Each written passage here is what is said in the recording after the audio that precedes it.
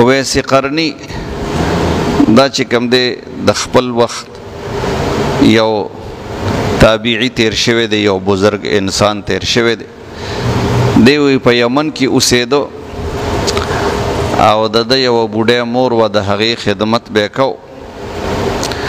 د هغې د خدمت په وجه باندې د نبی کریم صلی الله علیه وسلم مجلس ته د حاضرېدو موقع ورته ملاو نشوه. حالانکه صحابي جوړېدل دا ډېر لوی شرف دی او ډېره لویه مرتبه ده، ځکه چې د یو صحابي مرتبه ته د ټولې دنیا اولیاء الله او تابعین کرا جمع کې نو د یو ادنا صحابي مرتبه ته چې کوم دی نشي رسېدی. خو لیکن دی د مور د خدمت په وجه باندې د پیغمبر علیه السلام مجلس ته حاضرېدی نشو. مور بوډۍ وه، مور کمزورې وه، د خدمت ضرورت ورته. نو نبی علیه السلام صحابه کرامو ته وفرمایل چې په یمن کې یو کس دی او هغه د مور د خدمت په وجه باندې چې کوم دی پاتې شوی دی، دلته نشي راتلی.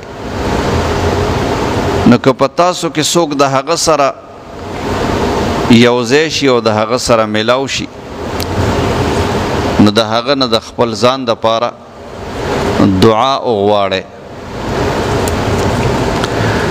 ځکه چې هغه د مور د خدمت په وجه باندې الله تعالی مستجاب الدعوات ګرځولی دی. او رسول الله صلی الله علیه وسلم دته د خیر التابعین لقب چې کوم دی دا ورکړی دی. بهترین تابعی، په تابعینو کې بهترین تابعی پیغمبر علیه السلام دته خیر التابعین لقب چې کوم دی دا ورکړی دی. خیر التابعین به ورته وي. او په مشکات شریف کې د کتاب په آخره کې د یو حدیث مبارک د لاندې د په حالات او واقعاتو کې لیکلی دي. یو حدیث راوړی دی. حضرت عمر رضی الله تعالی عنه فرمای چې نبی کریم صلی الله علیه وسلم او فرمایل چې د یمن نه به یو کس تاسو ته راځي چې د هغه نوم اویس دی او د هغه یوه مور ده چې د هغې د خدمت په وجه باندې هغه ماته نشي راتلی. نبی علیه الصلاة والسلام وفرمایل چې د مور د خدمت په وجه باندې چې کوم دی هغه ماته نشي راتلی، ځکه چې هغه د خپلې مور خدمت کوي، هغه ماته په دې وجه باندې راتلی نشي.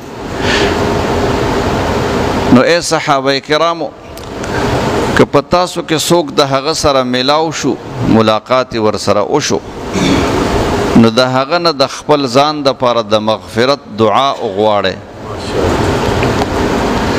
حالانکه هغه تابعی دی، اویس قرنی تابعی دی، د صحابه کرامو نه په درجه کې تابعی چې کوم دی دا لاندې وي.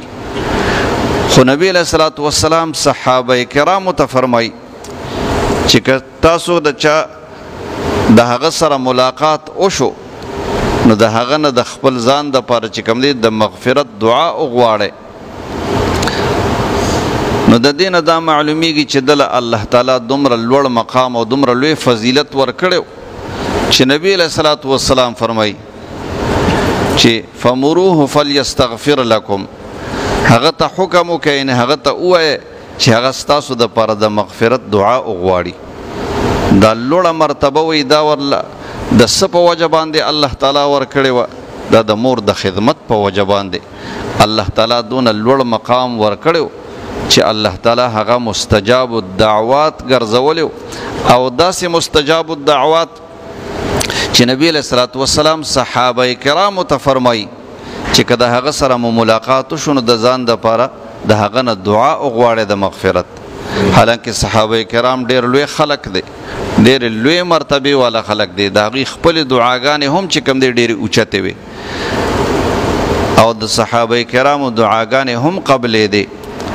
خو نبی علیه الصلاة والسلام چې دوی ته دا فرمای نو دې کې دا فلسفه پرته ده چې د مور خدمت کو، د مور د خدمت په وجه باندې وی زما خواله نه دی راغلی، د صحابي د مرتبې نه چې کوم دی پاتې شوی دی نو د مور د خدمت په وجه باندې پاتې شوی دی، د صحابي مرتبه حاصله نه کړه او د مور خدمت یې وکړو. د مور د خدمت په وجه باندې دومره فضیلت دته الله تعالی ورکو چې صحابه کرامو ته نبی علیه الصلاة والسلام فرمای چې که ستاسو ورسره ملاقات وشو نو د هغه نه دعا وغواړئ.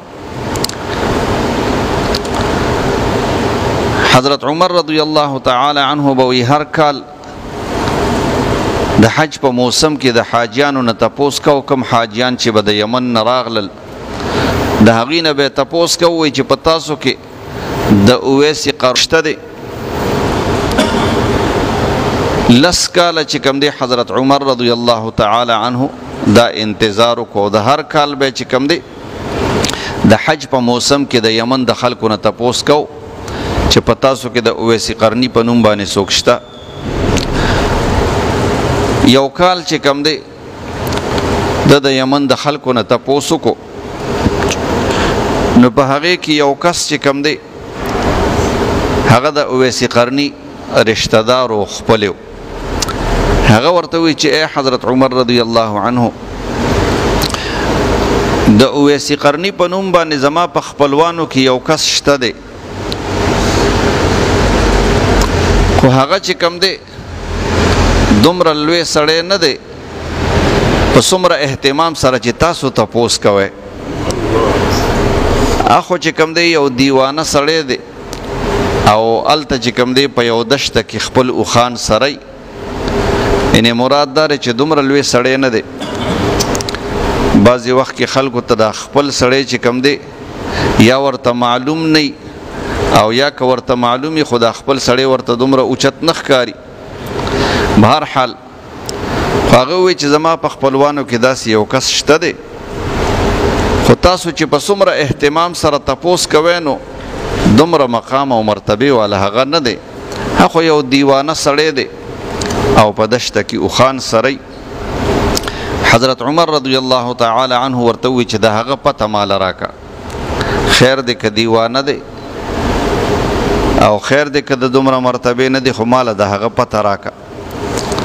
د هغه نه پته واغستله او بیا حضرت عمر رضی الله عنه او حضرت علی رضی الله تعالی عنه دوی دواړه چې کوم دی روان شو، په سورلی باندې روان شو، هلته ورسېدل یمن ته او چې کومه پته ورله ده ورکړې وه په هغې پته باندې چې لاړه هماغې دشتې ته ورسېدل. چې ویې کتل نو هغه په یو دشته کې په اطمینان سره او په سکون سره په مانځه باندې ولاړ دی، د الله تعالی په عبادت باندې ولاړ دی او ډېر په اطمینان او سکون سره، ځکه چې بالکل دشته و سکونه.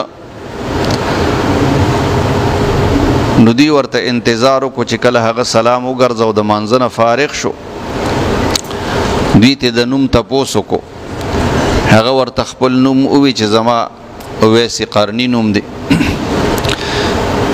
بیا دوی چې کوم دی هغه نښه د هغه په بدن باندې وکتله، کومه نښه چې ورته جناب محمد رسول الله صلی الله علیه وسلم ښودلې وه. نبی علیه الصلاة والسلام ورته ویلي چې د ده په بدن باندې برګې مرض دی او د ځان دپاره د الله تعالی نه دعا غوښتې ده. نور بدن د برګي مرض نه ښه شوی دی، خو صرف د یو درهم یا یو دینار په مقدار باندې د ده په بدن باندې په دې ګس طرف باندې یو ځای چې کوم دی سپین پاتې شوی دی، دا یې چې کوم دی نښه ده. دوی ته د نوم تپوس وکړو، بیا چې کوم دی هغه نښه وکتله، هغه نښه هم هغسې صحیح نښه وه.